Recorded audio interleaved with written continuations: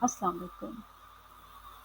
हातिम ताई, तुम हातिम ताई के पास जाओ और उससे उसका घोड़ा मांगो। अगर वो घोड़े का इशार कर देता है तो हातिम ताई यकीनन सखी है।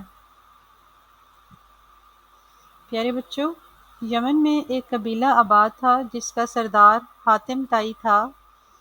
उसकी सखावत से दुनिया का हर शख्स वाकिफ था।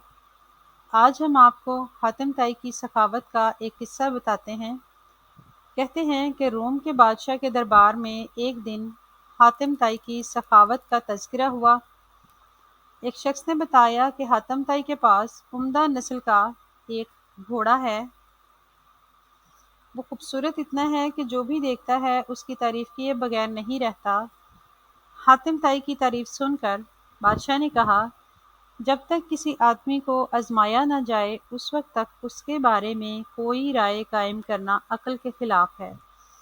बादशाह ने वजीर से कहा कि तुम जाओ और हातिम ताई की सखावत के बारे में हमें मालूमात फराहम करो और उससे कोई ऐसी चीज़ तलब करो जो उसके लिए सबसे ज़्यादा अजीज़ और सबसे ज़्यादा कीमती हो। आप इससे इसका तेज़ रफ्तार घोड़ा तलब करें। बादशाह को दरबारी की ये बात पसंद आई। उसने वजीर से कहा कि तुम हातिम ताई के पास जाओ और उससे उसका घोड़ा मांगो।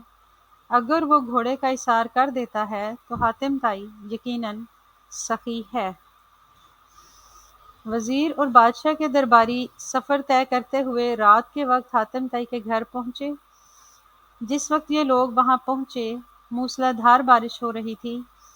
घुप अंधेरे में बादलों की गरज चमक माहौल को खौफनाक बना रही थी।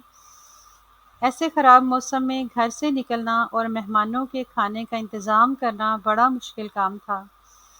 लेकिन हातिम ताई ने मेज़बानी का हक अदा किया और मेहमानों की तवाज़ो और आराम-ओ-साइश का पूरा पूरा इंतज़ाम किया।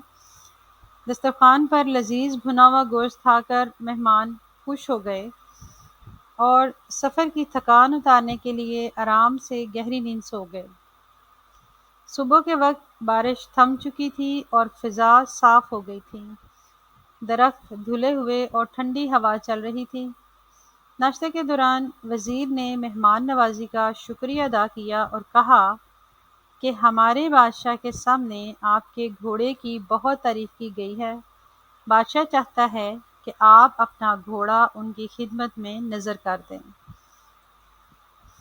वज़ीर की बात सुनकर हातिम ताई अफसोस के साथ हाथ मलने लगे और अफसुर्दा लहजे में कहा कि अगर आप घोड़ा लेने आए थे तो ये बात आते ही मुझे बता देनी चाहिए थी।